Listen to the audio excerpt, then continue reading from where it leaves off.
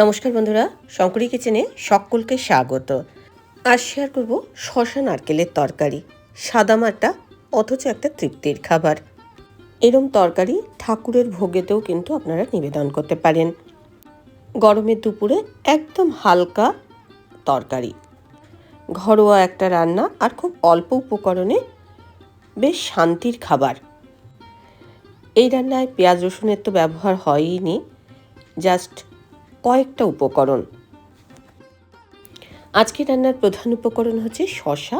এখানে আমি 400 গ্রাম মতো শসা নিয়েছি, তবে সব শসাগুলো চপিং বোর্ডে ধরেনি বলে আমি দেখাতে পারলাম না। শসার খোসাটা ছাড়িয়ে শসাগুলোকে আমি টুকরো টুকরো করে নিয়েছি। আজকের রেসিপিটা দেখার পর আপনাদের যদি ভালো লাগে তাহলে অবশ্যই একটা লাইক, শেয়ার ও কমেন্ট করবেন। বেল আইকন সমেত আমার চ্যানেলটা সাবস্ক্রাইব করে আমার পাশে থাকবেন। বেল আইকনটা ক্লিক করা থাকলে আমার যে কোনো রেসিপি বা আমি যাই আপলোড করি না কেন সবার আগে নোটিফিকেশান আপনার কাছেই পৌঁছে যাবে।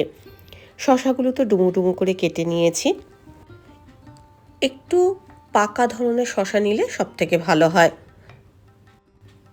এই হচ্ছে মোট শসা, এগুলোকে ডুমু করে কেটে নেওয়া হয়েছে। এবার চলুন আমি রান্না পর্বে যাই। রান্নাটা যৎসামান্য তেলেতেই হয়ে যাবে। 2 চা চামচ মতো সর্ষের তেল আমি গরম করে নিয়েছি। তারপরে 1 চিমটি গোটা জিরে দিয়েছি, সঙ্গে দিচ্ছি একটা তেজপাতা আর 1 চা চামচ গ্রেট করা আদা। কম আছে আমি ভালো করে এটা নাড়াচাড়া করে নিয়েছি। সঙ্গে দিলাম 3-4টে কাঁচা লঙ্কা। কাঁচা লঙ্কাগুলো আমি থেতো করে নিয়েছি। আদা, কাঁচা লঙ্কা আর ফোড়নের সুন্দর গন্ধ বেরিয়ে এসছে। এবার আমি দিয়ে দিচ্ছি ডুমু করে কেটে রাখা 3টে আলু। রান্নাতে আলু ব্যবহার করলে স্বাদটা ভালো হবে। মিডিয়াম টু লো ফ্লেমে আমি আলুটাকে সাঁতলে নেব। 2-1 মিনিট এটা আমি চাপা দিয়ে দিয়ে রান্না করব। গ্যাসের ফ্লেমটা মাঝারি করে আমি চাপা দিয়ে দিয়ে রান্না করছি যাতে আলুটা তাড়াতাড়ি সেদ্ধ হয়ে যায়। রান্নাতে খুব সামান্য পরিমাণে হলুদ গুঁড়ো আমি ব্যবহার করছি, জাস্ট 1 চিমটি মতো। এতে কালারটা ভালো হবে, তবে বেশি হলুদের ব্যবহার কিন্তু রান্নাটা করা যাবে না। স্বাদ মতো নুন দিয়ে দিলাম। নুন আর হলুদ দিয়ে আলুটাকে আমি একটুখানি ভাজা ভাজা করে নেব। এবার আমি এর মধ্যে দিয়ে দিলাম শসা। শসাটা দিয়ে আমি চাপা দিয়ে দিয়ে রান্না করব। শসাটা দেওয়ার পর আলুর সাথে ভালো করে আগে মিশিয়ে নেব। রান্নাটা একটু ধিমি আঁচে করলে খুব ভালো হয়। শসা থেকে আস্তে আস্তে জল বেরোনো শুরু করবে। এখন আমি চাপা দিয়ে রান্না করছি, আর মাঝে মাঝে চাপা খুলে আমি নাড়াচাড়া করে দেবো। শসা থেকে যে জলটা বেরোবে সেই জলেতেই কিন্তু আলু সেদ্ধ হবে। আমি রান্নায় এক্সট্রা জল ব্যবহার করব না। যদি জল ব্যবহার করা হয় তাহলে রান্নার স্বাদটা কিন্তু ভালো হবে না, জলো জলো হয়ে যাবে, আর প্রয়োজনও হবে না। আমি এখন হাফ বাটি মতো নারকেল কোড়া দিয়ে দিচ্ছি। স্বাদ মতো চিনি দিয়ে দিলাম। সামান্য একটু মিষ্টি মিষ্টি স্বাদও হবে। আলু ও শসার সাথে নারকেলটা খুব ভালো করে মিশিয়ে নিচ্ছি। এবার আমি চাপা দিয়ে একদম কম আঁচে রান্না করব। রান্নাটা একটু ধৈর্য ধরে করলে খুব ভালো হবে।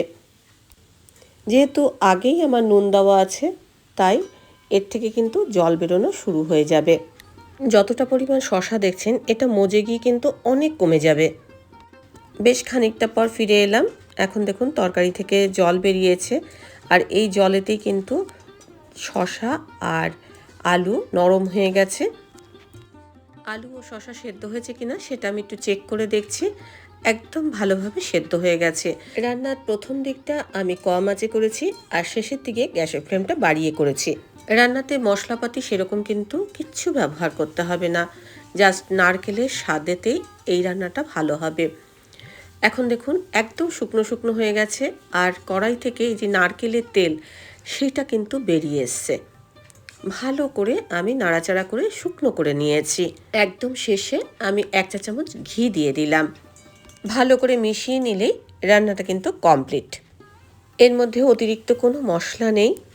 সামান্য একটু আদা বাটা আর নারকেলের টেস্টেই এই রান্নাটা অসাধারণ হবে।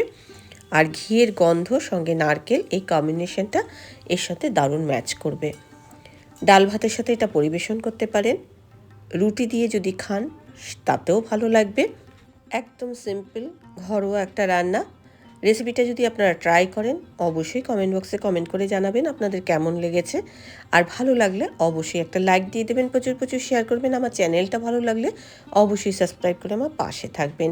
আজকের রেসিপি এই পর্যন্ত। দেখা হবে নতুন কোনো রেসিপি নিয়ে, নতুন কোনো এপিসোডে। এতক্ষণ আমার সঙ্গে থাকার জন্য অনেক অনেক ধন্যবাদ।